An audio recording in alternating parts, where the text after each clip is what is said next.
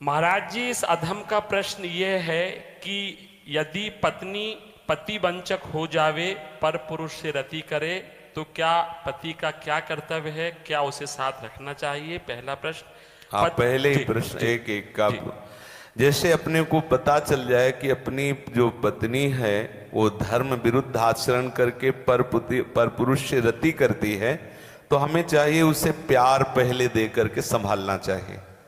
क्योंकि आजकल ये गलतियां साधारण स्वरूप धारण कर रही हैं। नए नए बच्चों को ना तो हम ब्रह्मचर्य के बारे में शिक्षा दे पा रहे हैं, ना हम उनको इस धर्म के बारे में शिक्षा दे पा रहे हैं। आज की जो नई पीढ़ी है, तो जैसे आज हमारा मन आया तो इस दुकान की वस्तु पाई, कल उस होटल की पाई, परसों उस होटल की पाई, ऐसे वो इन क्रियाओं को एक मनोरंजन समझने लगे हैं। कोई धर्मशास्त्र है वो ऐसा निषेध करता है, ये बात आज तक बच्चों तक पहुंच ही नहीं रही है। कितने ऐसे बच्चे हैं जो कहते मुझे ये बात पता ही नहीं थी, और उनसे गलतियां, और कुछ ऐसे हैं कि प्रमादवश इन बातों को सुनते भी नहीं, मानते भी नहीं। अब क्या हुआ, जब उन बच्चों का ब्याह होगा तो उनका अभ्यास है। जैसे कोई एक बच्चा जब उससे परिचय प्राप्त हुआ तो उसने बताया हमारे 9 गर्ल फ्रेंड हैं। अब अपने लोगों के तो समय में मतलब ये तो अभी यही सुनने को मिलता है। ऐसा तो देहात में विशेष पवित्रता का ये भाव रहता है, ये कभी तो हुआ ही नहीं, ऐसा था ही नहीं। 30-40 वर्ष पहले ये सब बातें कभी सुनने को नहीं मिली। अच्छा, अब जब 9 हैं तो अब उनके भी कई होंगे बॉयफ्रेंड। अब उनके संबंध कैसे हैं, अब ये तो हम नहीं जानते ना। मित्र बनाना कोई दोष नहीं है, लेकिन मित्र बन के अपनी सीमा में पवित्र रहना ये बड़ी मुश्किल बात है। क्योंकि बड़े बड़े साधक जो जितेंद्रियता के मार्ग पर चलते हैं उनसे भी चूक होने की संभावना रहती। फिर जहां ये प्रश्न ही नहीं है जितेंद्रियता का, जहां साधन का प्रश्न ही नहीं है, वहां पवित्र रहा जा सके, मुझे तो लगता है असंभव, मुझे लगता है असंभव। अब यदि उनकी आदतें वहां खराब हो चुकी हैं तो ब्याह होने के बाद उस आदत को एकदम रोक पाना बहुत ही कठिन है। उसके मन में आएगा, चाहे जितना सुंदर उसका पति हो, लेकिन वो स्वभाव है, उसने कभी मर्यादा का पालन नहीं किया, तो उससे ये गलती हो जाना स्वाभाविक है, क्योंकि नींव खराब हो चुकी है।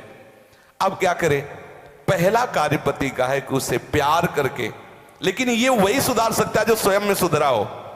पहले पति को देखना चाहिए कि मैं एक पत्नी व्रत हूं, क्या मैंने कभी भ्रष्ट आचरण नहीं किए, क्या मैं अभी भ्रष्ट आचरण नहीं कर रहा। यदि नहीं तो फिर उसके लिए उत्तर है वो एक बार पत्नी को प्यार से दुलार से संभालने की चेष्टा करे, उसको समझाए कि उसका वो कार्य बहुत बुरा है। पति वंचक पर पति रति करई, रो रो नरक कल्प शत परई। न जाने कितनी ताड़ना उसको भगवत विधान से मिलती है। यदि आपको पति थोड़ा कुरूप मिल गया है, थोड़ा योग्य नहीं है, और आप ऐसा दुराचार इस भाव से, तो वो बहुत दंड का कारण बनेगा, वो बहुत हानि का स्वरूप है। अब हमें उसके सुधार के लिए उसे प्यार देने की आवश्यकता, उसे समझाने की आवश्यकता, उसकी आवश्यकता को हम महत्व दें, उसे प्यार के द्वारा। ऐसा नहीं है जो अंग खराब हो जाता है हम औषधियों के द्वारा उसे पुनः ठीक करते हैं। जब ऐसी स्थिति हो जाए कि पूरे शरीर में सड़न हो तो फिर कटवा देते हैं। जब ऐसी स्थिति हो जाए कि बहुत बार समझाने पर भी धर्म विरुद्ध आचरण, तो फिर अपने भारतीय संविधान में तलाक की व्यवस्था है, फिर वो विधान कर ले। मारने पीटने की जरूरत नहीं है, उसको साबित करके कि आपको बहुत बार समझाया लेकिन आप धर्म विरुद्ध आचरण करते हैं और मैं धर्म के मार्ग में चलना चाहता हूं, इसलिए हम आपको प्रणाम करते हैं, नमस्कार करते हैं, आप अपना मार्ग चयन कर लीजिए।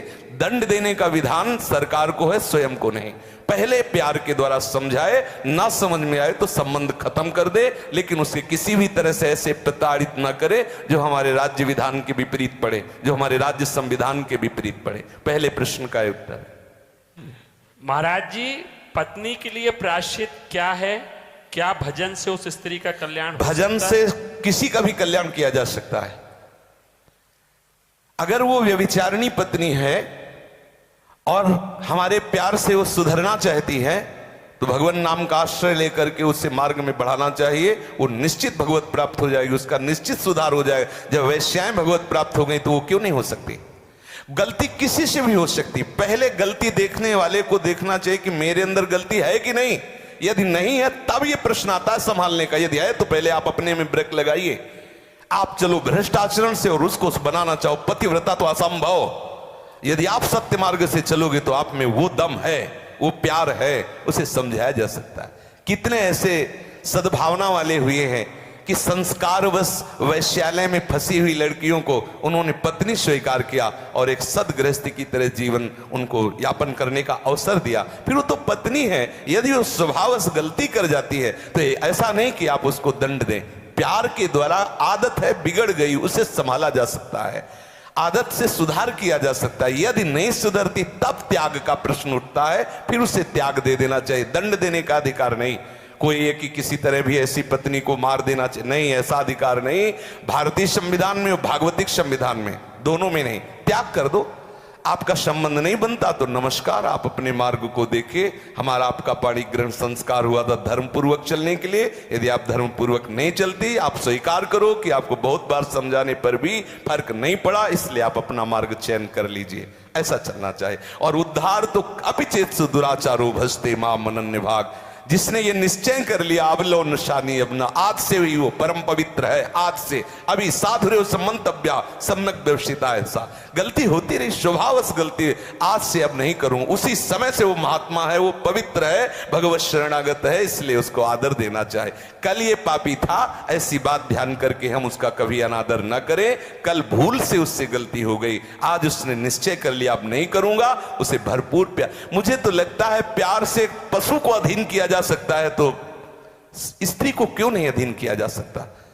मुझे तो लगता है यदि हम उसकी एक एक वृत्ति को अपने प्यार में पगा दें तो संभाला जा सकता है। प्यार एक बहुत बड़ी सामर्थ्य है, प्यार में बहुत बड़ी सामर्थ्य है। कोई कितना भी गंदे स्वभाव का पुरुष हो या स्त्री हो, यदि वो परस्पर एक दूसरे को प्यार देने लगे तो सबको प्यार की भूख है, सबको प्रेम चाहिए, सबको चाहिए अपनापन। हो सकता है आपके द्वारा वो अपनापन उससे ना मिलता हो जो उसे